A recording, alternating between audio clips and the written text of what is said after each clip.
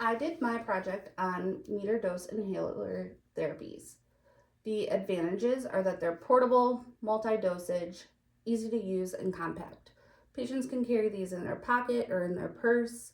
Don't have to worry about carrying multiples of them unless their inhaler is running short. They contain multiple dosages of the drugs. And then some disadvantages are that they are very technique dependent. So the patient needs to be able to coordinate their hand and mouth breathing. They are difficult to determine remaining dosages. In this photo, there is a picture of the counter on the back of an inhaler. Most of these inhalers have them, but it will tell you how many remaining dosages are left. There's also a high oropharyngeal deposition, and that means that a lot of the drug can be wasted in the mouth.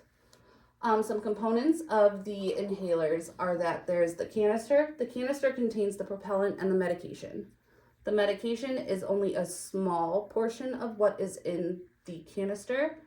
Once you press the canister, it goes into the metering dose valve, which is what contains the dosage that we intend the patient to get.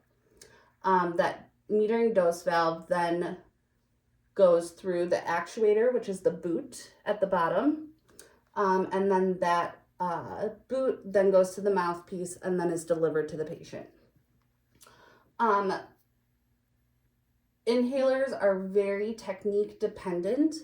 The patient needs to be able to time their breath correctly and be able to push the canister in order to get the dose that we intend the patient to get. So first, the patient is going to want to shake their inhaler. That's to make sure that the propellant and the medication mix together correctly. Then they will want to prime their inhaler if they have not used it in a while or if it is a new inhaler, and that is to ensure that they also are getting the correct dosage. Once a inhaler has been sitting for a while, things will settle and be in the metering dose valve, which is what we use to correctly give the patient the intended dose. Then the patient is going to want to breathe out as much as possible. And then the patient will put the mouthpiece in and they will place their teeth around the mouthpiece and then make sure that their tongue is underneath so that the tongue does not block any of the medication. The patient will then push the canister as well as drawing in as long as they possibly can. Once they have drawn in as much as possible, they can remove the mouthpiece, but they want to hold that breath for 10 seconds at least. After they have done that, they can then breathe out. And if they are required to take multiple dosages, they want to wait at least a minute in between those dosage. That entails that the medication can settle into their lungs and it will help with the distribution of that second dosage. Another thing that I added onto my presentation is the benefits of a spacer. Using a spacer helps create space between the mouth and where the medication comes out. This allows for more volume and also distance between the mouth and the inhaler. Allowing this lets the particles coming out of the inhaler to break up more. And there are two different kinds of spacers. There's a regular spacer that does not contain any valves, and then there's a valved holding chamber.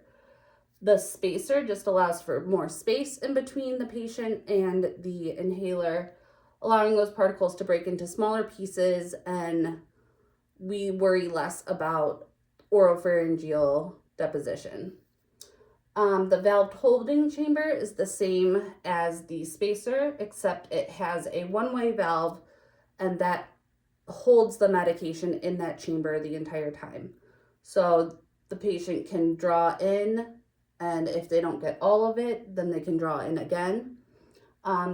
There are so many benefits with using a spacer. Most inhalers would benefit from using a spacer, but it is more bulky, so that's the only downside, is that it's not as easy to carry around if you're using your inhaler multiple times. throughout the day. But there are plenty of studies that show the benefits of using a spacer, and it also allows for the drug to work better in our patients. Another important thing with inhalers is if a patient is using a steroid, they want to wash their mouth out afterwards and spit that out because it can cause thrush. And other than that, that's it. Thank you.